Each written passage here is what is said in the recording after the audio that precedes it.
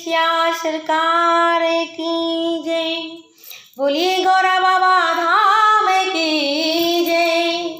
मैं किरण श्री शांति सत्संग धाम अतर्रा से आपके समक्ष आज सत्संग लेकर के आई हूँ, जिसमें कि हनुमान जी का प्रसंग है। बोलिए श्री सीताराम नाम सरकार की जय।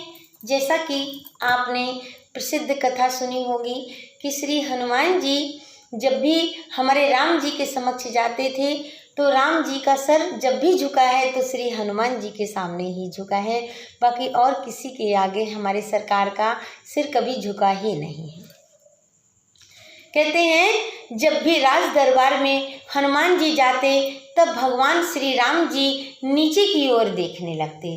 भगवान पहले बोल भी चुके हैं क्या कि सुनी कपितो ही उरीण मैं नाही, कि हे हनुमान जी मैं आपके ऋण से कभी उऋण हो ही नहीं सकता हूँ।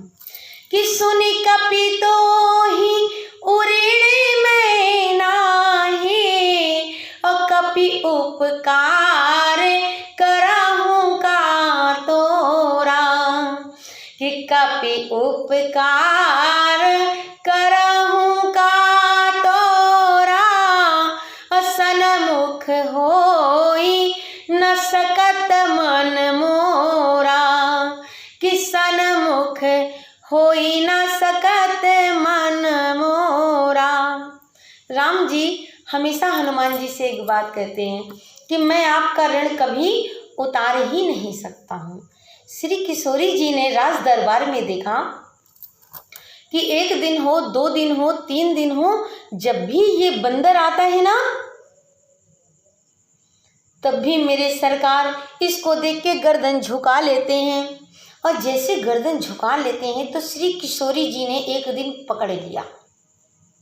बोले प्रभु एक बात बताइए, जब जब ये बंदर राज दरबार में आता है तो आप बार बार अपना सिर क्यों झुका लेते हैं? आप क्यों अपना सिर झुका लेते हैं प्रभु, मुझे आज बतलाइए। हमारे राम जी ने कहा कि अरे नहीं नहीं, कोई ऐसी बात नहीं है और छोटी मोटी बात है, बस तुम्हारे बताने लायक नहीं। अच्छा, पत्नियां जो होती हैं सब एक सी ही होती हैं, चाहे वो राम जी की हो और चाहे संसार की हो। यदि पति हमारे कह दें एक बार कि तुम्हारे बताने लायक नहीं है तो मानो हाथ धो के पीछे पड़ गए। तो राम जी से कहा कि ऐसी कौन सी बात है प्रभु जो मेरे बताने लायक नहीं है नाथ, आप मुझको बताइए। कहे अरे मैं क्या बताऊं, इसका मेरे ऊपर ऋण है, इसका मेरे ऊपर बहुत बड़ा ऋण है जो मैं जल्दी चुका नहीं सकता हूं। बोले प्रभु आपके ऊपर इस बंदर का ऋण, क्या ऋण है आप बताइए। बोले बहुत बड़ा ऋण है, तुम्हें क्या बताऊं, ये तुम्हारे बस की बात नहीं। बोले नहीं नहीं, मैं कुबेर राज को आज आदेश देती हूँ कि वो जा करके जितना कुबेर में धन भरा हो उठा करके इसको सब पूरा चुकता कर दे, चिंता की बात नहीं है प्रभु, आज ही मैं चुकता कराए देती हूँ। बोले नहीं नहीं हो सकता सीता, ऐसा हो ही नहीं सकता। बोले कैसे?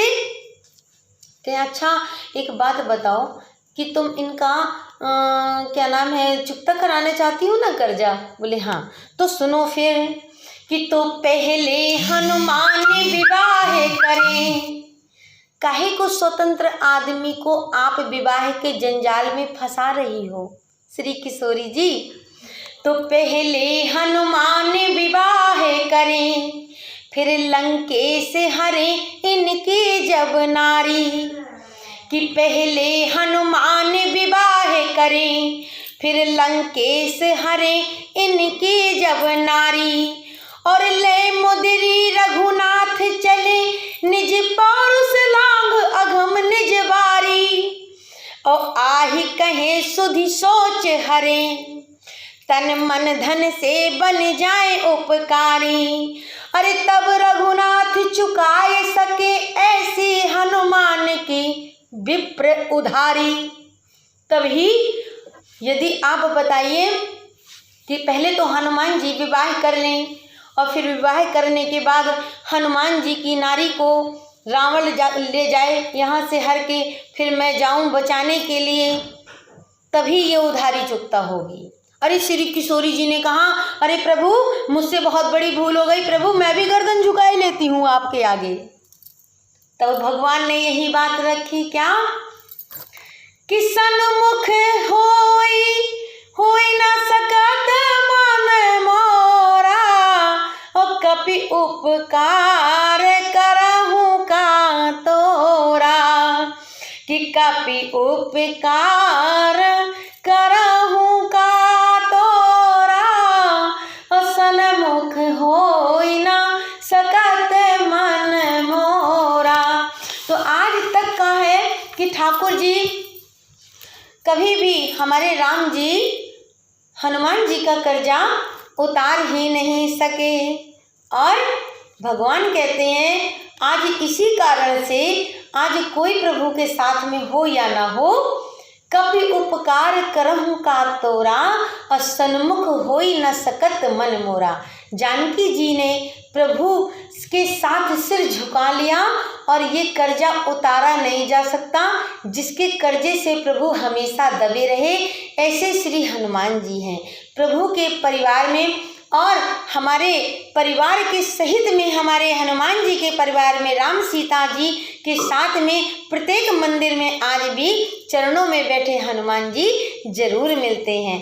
बोलिए श्या सरकार की जय, बोलिए अयोध्या नाथ की जय।